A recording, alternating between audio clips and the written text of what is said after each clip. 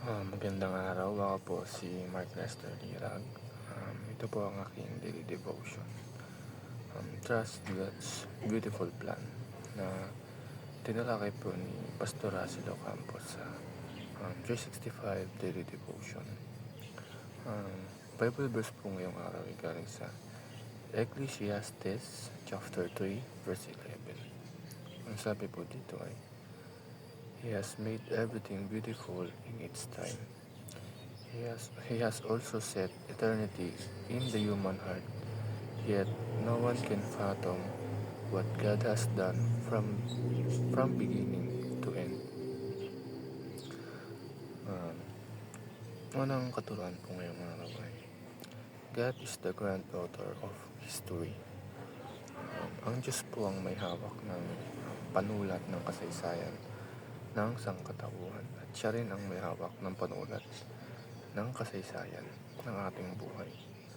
At kung tayo ay binibigay natin ang sarili natin sa Diyos, kung binibigay natin ang buhay natin sa Diyos, sinahali natin ang buhay natin sa Diyos, ay asahan natin na maganda ang isusulat ng Diyos sa ating buhay. Ang kasaysayan ng buhay, bagamat tayo ay nahulog sa kasalanan, nagkaroon ng kaguluhan, nagkaroon ng sakit, ng kahirapan, kahit dumating ang mga ito sa mga nilikha ng Diyos, ay meron pa din napakagandang plano ang Diyos para sa atin. Ang original na plano ng Diyos sa atin. At ito yung redemption. Tubusin tayo mula sa kasalanan at iligtas tayo sa kamatayan, dala ng kasalanan. Second teaching is, God make all things beautiful in His time.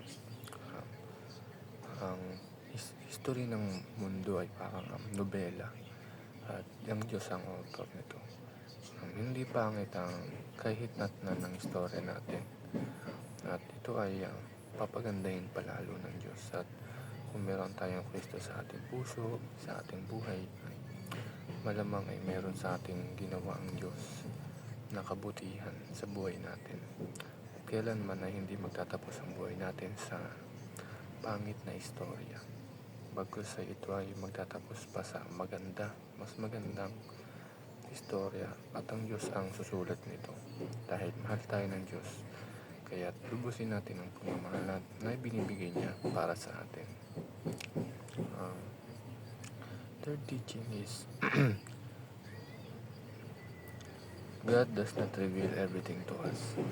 Sa istorya ng buhay ay hindi sinasabi ng Diyos ang detalye ng bukas. Hindi niya inahayag sa atin kung ano ang mangyayari sa hinaharap. Hindi niya dinedetalye ang mga plano niya para sa atin. At walang utang na explanation ng Diyos sa atin dahil wala siyang pananagutan na kailangan niyang mag-explain para sa atin. At kung ano ang inihayag ng Diyos ngayon ay yun lamang, at huwag na natin alamin ng buong detalye sa susunod na araw, kinabukasan.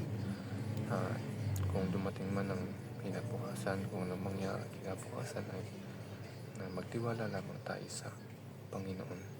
Yun lamang po.